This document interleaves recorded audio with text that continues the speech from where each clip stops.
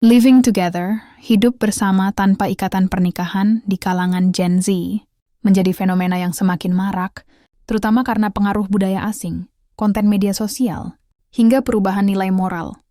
Meski dianggap bebas oleh sebagian kalangan, konsekuensinya sangat serius baik secara moral, sosial, psikologis, bahkan hukum dalam konteks budaya timur dan nilai keagamaan. Berikut 5 solusi penting yang bisa diterapkan secara edukatif. 1. Tanamkan nilai moral dan agama sejak dini. Pondasi moral yang kuat adalah tameng.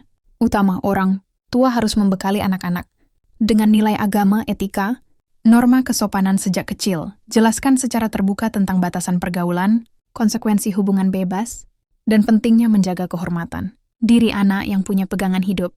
Kuat akan lebih mampu melawan godaan tren negatif. 2. Edukasi seksual yang sehat dan sesuai usia. Bukan tabu, tapi kebutuhan zaman Gen Z banyak tahu dari internet dan sering salah kaprah. Maka edukasi seksual dari keluarga dan sekolah sangat penting. Berikan pemahaman tentang konsekuensi emosional, psikologis, hingga risiko kesehatan dari hubungan di luar pernikahan. Dengan edukasi yang tepat, mereka tidak akan mencari tahu dari sumber yang salah. 3. Bangun komunikasi terbuka di rumah.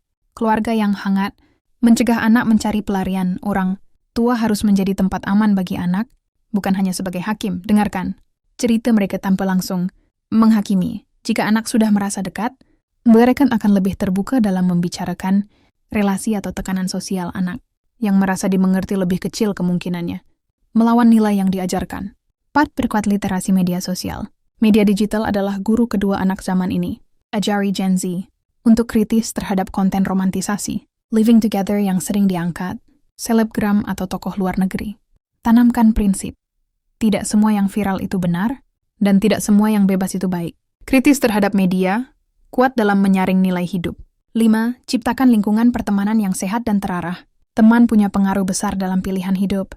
Dorong anak ikut komunitas, organisasi atau kegiatan sosial yang membangun nilai positif. Arahkan mereka pada lingkungan yang menghargai komitmen, integritas, dan kesopanan. Ajari mereka memilih teman yang mendukung prinsip hidup, bukan justru menjerumuskan. Perilaku living together bukan hanya masalah pilihan gaya hidup, tapi bisa membawa konsekuensi buruk bagi masa depan Gen Z. Kehilangan harga diri, gangguan mental, tekanan sosial, hingga penyesalan berkepanjangan. Maka dari itu, solusi terbaik adalah kombinasi antara pendidikan, nilai moral, komunikasi keluarga, kontrol media, dan lingkungan yang sehat. Bukan hanya melarang, tapi mendampingi, menjelaskan, dan memberi teladan nyata tentang hidup dalam komitmen dan tanggung jawab yang sehat.